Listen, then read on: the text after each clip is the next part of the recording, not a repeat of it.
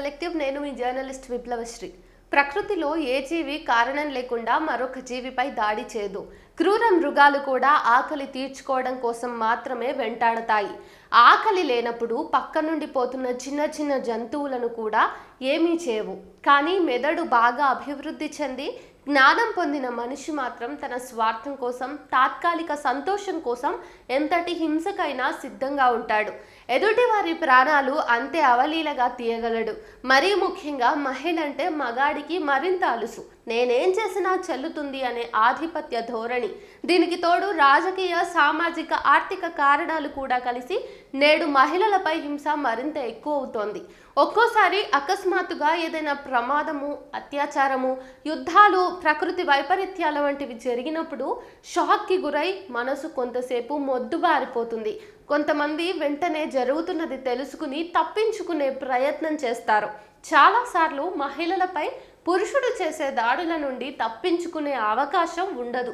ఒక్కోసారి ఆ షాక్ నుండి బయటకు రావడానికి కొన్ని వారాలు, నెలలు కూడా పట్టొచ్చు. గాయాల వలన అసలు మామూలు స్థితికి రాలేకపోవటం, ప్రాణాలు పోయే అవకాశం కూడా ఉంది.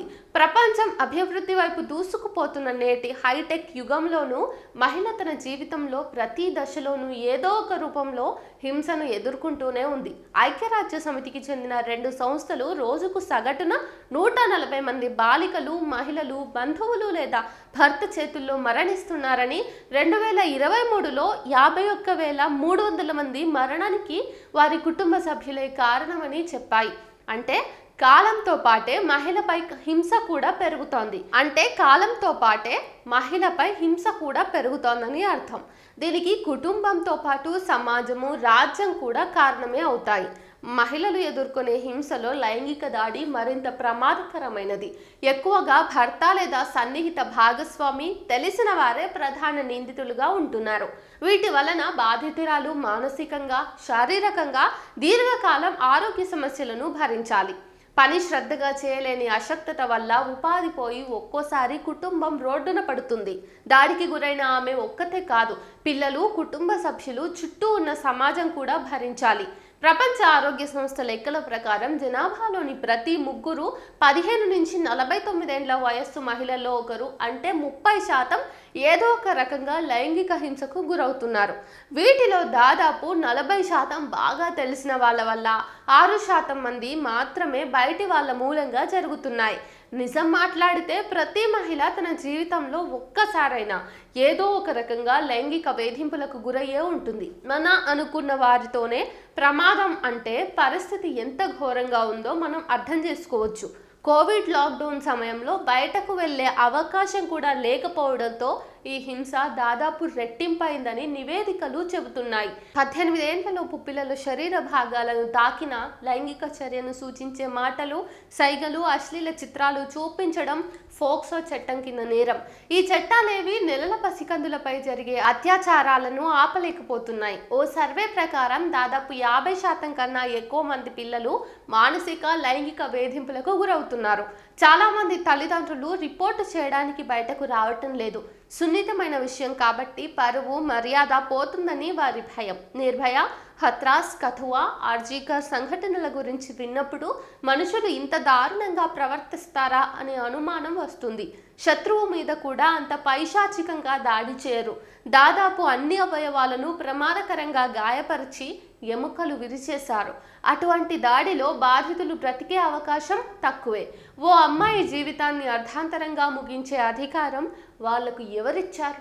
మన దేశంలో అప్రకటిత రాజ్యాంగంగా చెలామణి అవుతున్నటువంటి మనుస్మృతి బోధించినటువంటి పురుషాధిక్య భావజాలం నేర్పుతున్నదే ఇదంతా. ఈ లైంగిక దాడులకు అసాంఘిక వ్యక్తిత్వం, మద్యం, డ్రగ్స్ వంటి చెడు అలవాట్లు, నిందితులకు అండగా నిలబడేటటువంటి రాజకీయ నాయకులు, కామాంధులను కాపాడే నేటి న్యాయ వ్యవస్థ అన్ని కారణాలే. అఘాయిత్యాలు ఎన్ని చేసినా తప్పులేదు అనే భరోసా ఉండబట్టే కదా ఇంత ధైర్యం.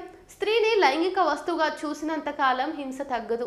లైంగిక హింసకు గురైన మహిళలు బ్లీడింగ్, కడుపు నొప్పి వంటి తీవ్ర సమస్యలే కాకుండా దీర్ఘకాలిక శారీరక, మానసిక, భావోద్వేగపరమైనటువంటి సమస్యలను ఎదుర్కొంటారు.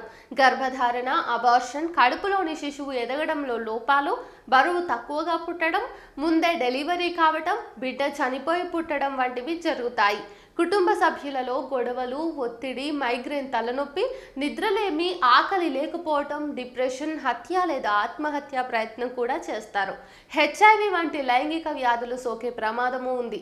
ఇక పసిపిల్లలైతే తమపై దాడి జరిగిందని కూడా చెప్పుకోలేని పరిస్థితి ఉంటుంది. కనీసం వాళ్ళే తెలుసుకోలేరు కూడా. కనీసం డాక్టర్లు కూడా గుర్తుపట్టలేకపోవచ్చు. నొప్పితో ఏడవడం, సరిగ్గా తినకపోవటం వల్ల పోషకాహార లోపం, పెరుగుదల లేకపోవటం, చదువులో వెనుకబడటం వంటివి ఎదురవుతాయి. అసహజ ప్రవర్తన, కారణం లేని కోపం, ఒత్తిడి, ఇంట్లో బడిలో కూడా స్నేహితులతో కలవలేకపోవటం, అందరితో గొడవలు పెట్టుకోవటం చేస్తూ ఉంటారు పిల్లలు. నిద్రలో భయపడటం, ఏడవడం వంటివి చూసినప్పుడు తల్లిదండ్రులు ఓపికగా కారణం తెలుసుకునేటటువంటి ప్రయత్నాన్ని చేయాలి. పెద్ద పిల్లలైతే అసాధారణ లైంగిక ప్రవర్తన, చెడు అలవాట్ల వైపు వెళ్ళడం, హింసకు దారి తీసే పనులు చేస్తారు. ఇలా ఎవరో చేసిన తప్పును పసిబిడ్డలు, కుటుంబ సభ్యులు, సమాజం కూడా భరించవలసి ఉంటుంది. అభివృద్ధి చెందిన దేశాలతో కన్నా మహిళను దేవతగా పూజించే మన భారతదేశంలోనే హింస, మరణాల శాతం చాలా ఎక్కువ.